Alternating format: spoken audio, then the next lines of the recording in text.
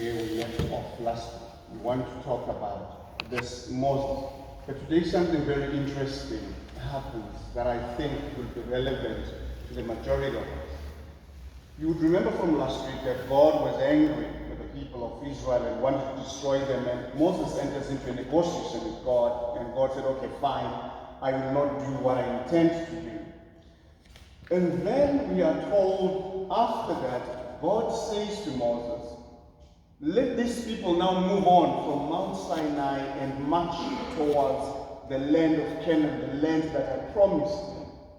But as they do this, I will not go with them, says God. I've shown you the destination. You know where to go. I'll send an angel to help you, just to clear the way. But I'm not going with you, because if I do, these people will make me angry, and I will kill them. I will destroy them. So rather, I stay behind, because they just don't seem to them. The first thing that happens that I really love is that we are told that Moses had a tent, that when he wanted to speak to God, you were going to pitch the tent outside of the camp and sit there with God, and he gave it a name that I want you to have for yourself today. However you use it is up to you. He called this tent, according to the Bible, the tent of meeting. I want you to see what I was saying last week, how it's continued. A tent of meeting. He called it a tent of meeting, almost instructing God that you see here, this is where we'll meet and talk. So when you see me, it's like he's talking to a friend. If you see me walking towards this tent, you too, God, walk towards it, because we have a meeting. And I want you to understand how beautiful this relationship. Imagine getting yourself into a relationship with God where you are saying to God, by the way, it's 3 p.m. It's time for our meeting. Come, let's talk. Because I see what you are saying, but we need to talk. So the Bible reports that the children of Israel knew this. Every time they would see Moses pitch up the tent, they would all stand and observe him walk towards that tent. He gets in, and then the cloud of God would come over it, and then they continue with their business. But there is a tent of meeting. Then after one of these meetings, Moses then says to God, Moses is great. He's got this great friend. God says, I'm not going with you, blah, blah, blah. Moses says, well, let's have a meeting first. Let's talk about it first. They have a meeting. After the meeting, we are told, Moses then says to God, again, it's something I need you and I to work with. Says to God, you said we can go, but you tell me, if you are not going with us, so tell me, whom are we going with? I want to know.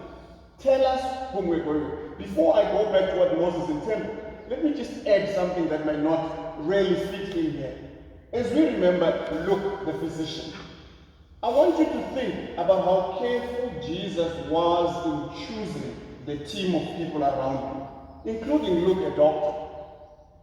Because, as I will show now, who you go with or who you walk with on a journey determines the outcome. It's not always about the destination. It is about the company that you keep as you go towards it. Quite often, a lot of people walk with the wrong folk. This is why you end up in the wrong place with the wrong results. The person you go with or the group you keep determines the outcome and the success of where you are going. Let's go back to Moses. Moses knows where Canaan is. Moses knows that God said you can go to Canaan, but Moses says, no. One, you need to tell me who we are going with. Secondly, if you, God, you are not going with us, then we don't move. We remain here at Mount Sinai, because we are not going to allow ourselves to take one more step without you. Yes, we know you are saying you can be angry with us and kill us, but we would rather die in the presence of our God than be free without God. Friends, I don't know if you hear what I'm saying. We would rather die, be killed by you, God, than move on without you. I want you to see why this is important. A lot of people know their destination, but as they walk, as they continue on their journey, perhaps God is no longer having a part of it, but you don't know. Because you never went into a tent of meeting to check if God was still interested in this journey that you were taking. We just move on. I know what I want to become. I know where I'm going. In actual fact, I think even churches are operating without God. Because we know how to do these things. Even as we're Anglicans, we know we need to start on page 104, and by 10 to 8, we're on page 129. Do we really need God in this? No, we can do this on our own. We have planned our families on our own. We have planned our work situations on our own because we now know the skills of managing this life. We have planned our businesses on our own. There was a time when we used to pray for the country and everybody would call children in schools, and because we thought we needed God. Then we got our constitution and we thought we knew what we wanted to do. I feel as if God spoke to us and he didn't listen and said, okay, there is where you want to go. You can go, but I'm not going with you. At that point, we need to stop as a people and say, God, if you are not part of this decision, no matter how attractive it looks, I'm not going. If you are not part of this, no matter what everybody else is saying that this is going to be good for you, this is going to give you more money, this is going to do this, but God, if you are not going with me, I am not going. Remember, God had told them, this is a land of milk and honey. There are so many beautiful things. In actual fact, God, I am not going. I'll give you an angel to go with. I hope you pick that up. They were promised an angel, but they refused the presence of an angel if God is not in it. Oftentimes we are willing to go with things that give us a semblance of what God might look like, but God is not part of it. Refuse to be part of it. Refuse to be part of a church that is doing well, but there is no God. Refuse to be part of a family, to be part of a decision that is attractive and beautiful, but God is not a part of it. Because God stands back and says, now you know what you want to achieve. I'm really no longer happy with the way things are going. Oftentimes, because we don't have a tent of meeting, we don't enter into conversation with God, we are not even aware that God is not a part of what we are doing. As a people in this diocese, we just pray together now.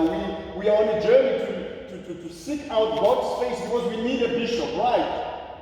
It is possible for us to talk about who's good, who's educated, who's that, who's whatever, without God. Because we forget that we need God and we start politics. We do this in the church, we do this in politics, we do everywhere. We forget that maybe God is not a part of this. No matter how beautiful it is, I repeat, Moses said, we would rather die here in the wilderness. We would rather die here at Mount Sinai than go into that beautiful place without you. But I will kill you, says the Lord. Kill us then. We are going, no. Where do we get the confidence to continue in life without God? Where do we get the confidence to continue with church without God? Where do we get the confidence? In actual fact, I want to declare this publicly. I love what Muslim people say. If you say to them, let's meet tomorrow or next week, they will respond to you, we will meet inshallah, God will. They are saying to you that whatever you are saying is only possible if God allows it and God is present in it. For us, our future is guaranteed. It's like it's in our own hands. That's what we were told by the president, and we do that. The future is in our own hands without God. I refuse to accept that the future is in my hands. My future is in God's hands, and I will go into that future with God as He determines. The one who puts me into that situation knows how He'll carry me. The one who brought me from wherever knows how to take me further. If for now we must stand here and not move forward, so it shall be. The people of God are continuing on their own. Families are continuing on their own. Decisions that we are taking those on our own. Maybe just a friend whispered that decision to you and it looked beautiful. Maybe you thought it was smart because you're clever, aren't you? With all that, friends, I say calm down, relax. If God is not part of the journey, refuse to go. Amen.